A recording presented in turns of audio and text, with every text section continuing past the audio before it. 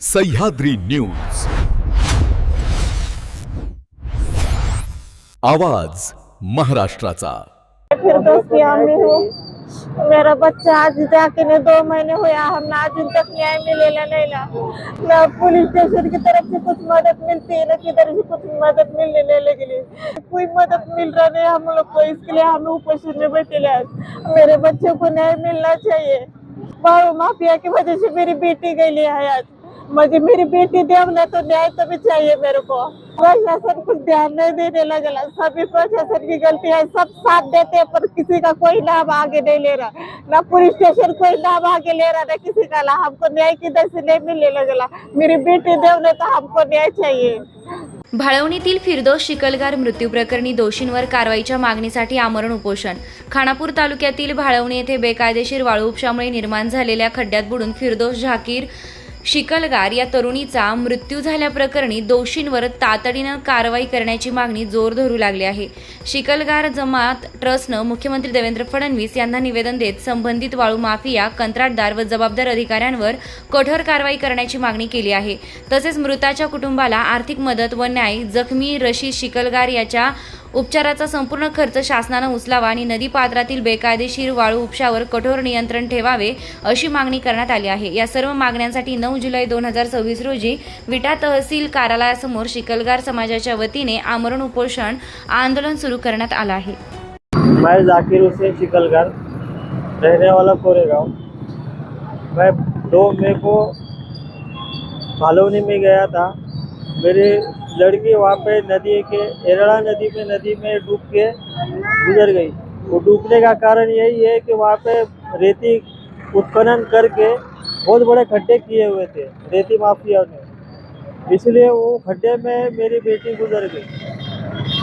हम लोग ये सब जो गलती है प्रशासन की है, और मैं पुलिस स्टेशन में जाने के बाद मेरे FIR तक के नहीं लिया गया है, इसलिए हमको न्याय चाहिए। हमको न्याय चाहिए। बेटी का न्याय चाहिए। अस्सलाम वालेकुम। आज आपण या ठिकाणी शिकलगार समाजाच्या वतीनं आमरण उपोषणास बसत आहोत। ते सुरुवात आपण या ठिकाणी करत आहोत, परंतु या आमरण उपोषणाची गरज का लागली, काय नेमकं कारण आहे, तर 2 मे 2026 रोजी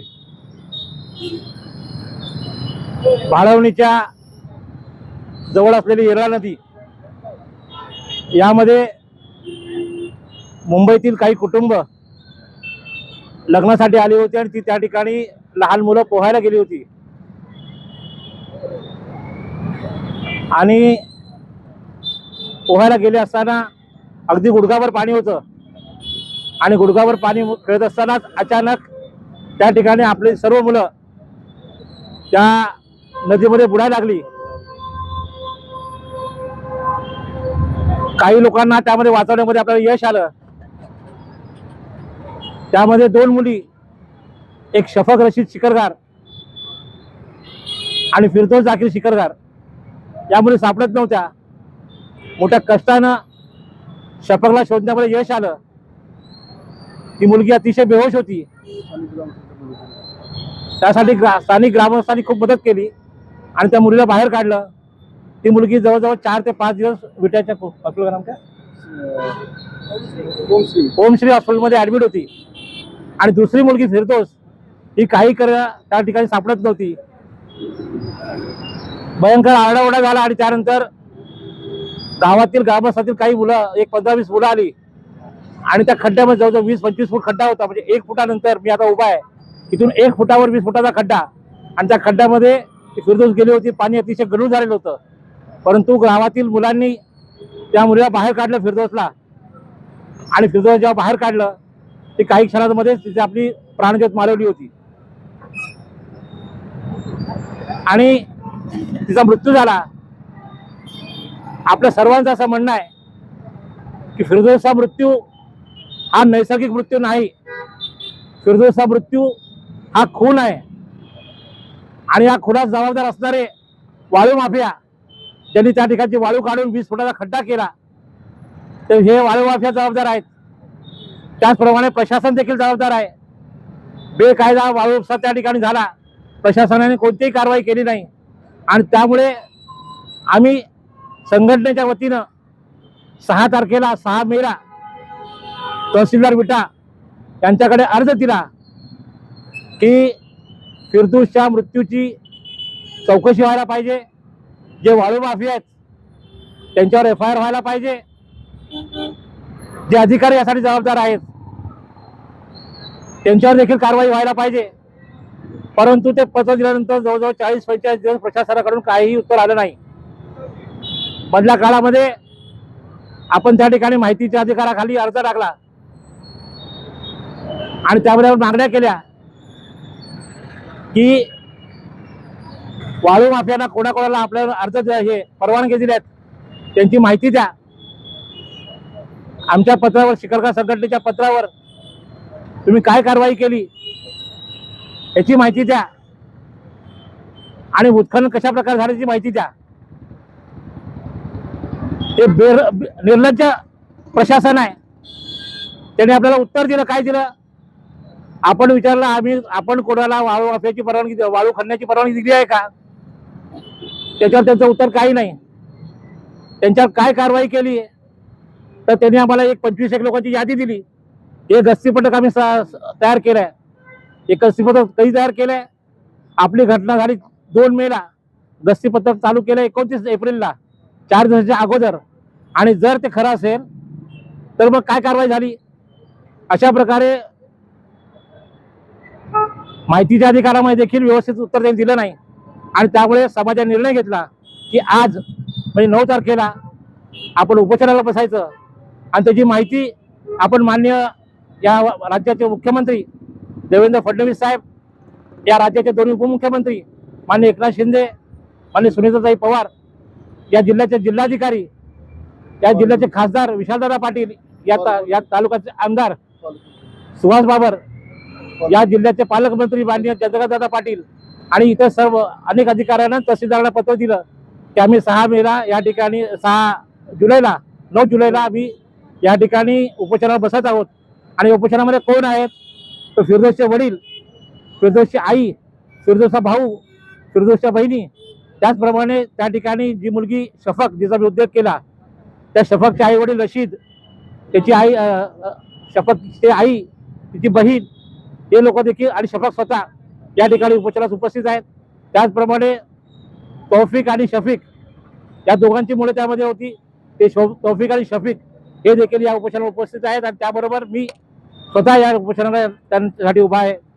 आणि त्या निर्लज्ज प्रशासनाची बाब अशी की 2 दिवसापूर्वी त्यांनी आम्हाला पत्र पाठवलं. काय पत्र पाठवलं? त्यांनी सांगितलं की आम्ही चौकशी केली, सर्कल अधिकाऱ्यांनी चौकशी केली आणि त्या चौकशीमध्ये असं म्हटलं गेलंय की त्या ठिकाणी फिरदौसचा मृत्यू हा पडून झालेला नाही, तर येरळा नदीला जो काही प्रवाह होता पाण्याचा, त्या प्रवाहात वाहून तिचा मृत्यू झालाय. मी या घटनेचा या ठिकाणी निषेध करतो, शेम करतो आणि सांगू इच्छितो की आमच्याकडे पुरावे आहेत. आमच्याकडे ती घटना घडण्यापूर्वी 10 मिनिटाच्या पूर्वीचे व्हिडिओ आहेत, ज्यामध्ये त्या येरळेला संत पाणी आहे, कुठेही प्रवाह नाही. अशा वेळेस सरकार किंवा प्रशासन अशा प्रकारचं उत्तर देत असेल तर मला या प्रशासनाला एकच प्रश्न विचारायचा आहे, जर तुमची स्वतःची मुलगी या ठिकाणी उभी असती, तिचा मृत्यू झाला असता, तर तुम्ही हे उत्तर दिलं असतं का? याचं उत्तर प्रशासनाने देणं गरजेचं आहे. कुठल्याही प्रकारचं व्यवस्थित शहनिशा न करता जे दुर्दैवी कुटुंब आहे त्या कुटुंबाची कोणत्याही प्रकारची माहिती न घेता, त्यांच्याकडून कोणत्याही प्रकारची माहिती न घेता हे एका प्रकारे एकतर्फी वाळू माफियांना पाठीशी घालण्याचं काम प्रशासन करत आहे. आणि त्यामुळे प्रशासनाची देखील या ठिकाणी कारवाई व्हायला पाहिजे, तहसीलदारांवर कारवाई व्हायला पाहिजे, त्याची चौकशी व्हायला पाहिजे. असं चुकीचं उत्तर त्यांनी कशा प्रकारे दिलं आहे ही आमची सगळ्यांची या ठिकाणी मागणी आहे. त्याचप्रमाणे या विटा पोलीस स्टेशनने अजूनपर्यंत FIR आमचा घेतलेला नाही. 2दा फिरदौसचे वडील जाकीर 2दा पोलीस स्टेशनमध्ये गेले, त्यांना बोलवलं आणि पोलीस काय सांगते की आमची कोणाविरुद्ध तक्रार नाही असं लिहून द्या. म्हणजे काय निर्लज्ज प्रशासन आहे. आम्ही सांगतो की आमचा खून झाला आहे आणि तुम्ही सांगता की कोणावर कारवाई नाही करणार, काय जबाबदारी नाही कोणाची. दुसऱ्यांना सांगता की तुम्ही पुरावा द्या. तुम्ही ज्याच्या विरुद्ध नाव घेताय तर पुरावा द्या. ज्या कोणी वाळू माफियाने काढली त्या ठिकाणी त्यांनी काय 2 दिवसांनी आम्हाला सांगितलेलं होतं काय की वाळू माफिया तिथं आहे, वाळू काढणार आहे, परवा ती पोहायला जाणार, ती तुमची मुलगी पाठवा, तिचा मृत्यू होईल आणि मग आमचं नाव सांगा. काय प्रशासन काय उत्तर विचारतायत, काय प्रश्न विचारतायत. पोलीस देखील त्याला जबाबदार आहे आणि आमची मागणी आहे की त्यामुळे पोलिसांवर देखील कारवाई व्हायला पाहिजे, त्यांची देखील चौकशी व्हायला पाहिजे की आतापर्यंत FIR का नाही घेतला गेला. आतापर्यंत आम्हाला या घटनेची FIR दिलेला नाही, आम्हाला पोस्टमॉर्टम रिपोर्ट दिलेला नाही, आम्हाला पंचनाम्याची कॉपी दिलेली नाही, काही पोलिसांकडून आणि प्रशासनाकडून आम्हाला मदत मिळाली नाही. त्यामुळे सर्वांवर कारवाई व्हायला पाहिजे. यासाठी आता या ठिकाणापासून या वेळेपासून आपण उपोषणाला सुरुवात करतो. सर्व लहान मुलं, 1.5 वर्षाचा मुलगा आहे फिरदोसचा भाई किती फिरदोसचा लहान भाऊ 2 वर्षाचा, तो देखील या उपोषणामध्ये उभा आहे. मी पुन्हा एकदा प्रशासनाला संपूर्ण शिकलगार समाजातर्फे विनंती करतो की आपण या बाबीचा खरोखर विचार करावा. आम्ही जे सांगतो त्यावर तथ्य आहे की नाही याचा विचार करावा आणि हे आमचं आंदोलन मध्ये मदत करावी, अन्यथा हे आंदोलन अधिक तीव्र केलं जाईल असा इशारा देखील या ठिकाणी मी प्रशासनात देत आहे. आणि आमचं उपोषण या ठिकाणी सुरू करत आहे. या उपोषणामध्ये फक्त पाणी घेतलं जाईल, बाकी कुठल्याही प्रकारचं सॉफ्ट ड्रिंक किंवा इतर काही घेतलं जाणार नाही. फक्त पाणी घेऊन हे उपोषण आम्ही सुरू करतोय. धन्यवाद. मैं फिरदौस की अम्मी हूँ। मेरा बच्चा आज जाके ने 2 महीने हुआ, हमने आज तक न्याय मिलेला नहीं ला। ना पुलिस स्टेशन की तरफ से कुछ मदद मिलती है, ना किधर से कुछ मदद मिलने नहीं लगी। नौशाद सर हमारा साथ देने लगे है, कोई मदद मिल रहा नहीं हम लोग को, इसके लिए हम उपोषण में बैठे हैं।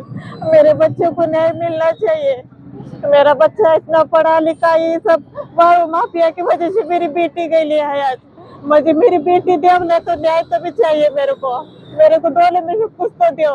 ये प्रशासन कुछ ध्यान नहीं देने लगा, सभी प्रशासन की गलती है। सब साथ देते हैं पर किसी का कोई नाम आगे नहीं ले रहा, ना पुलिस स्टेशन कोई नाम आगे ले रहा, ना किसी का ला। हमको न्याय किधर से नहीं मिलने लगा। मेरी बेटी दो ना, तो हमको न्याय चाहिए, कुछ तो दो हम लोग।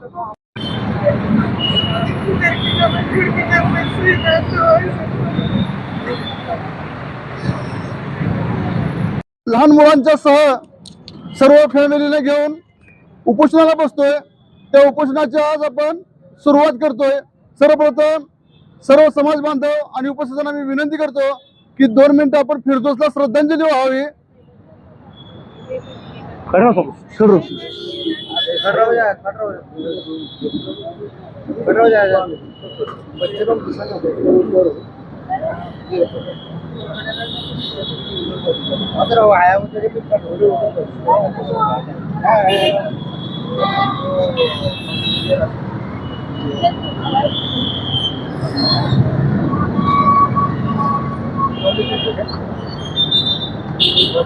Gracias.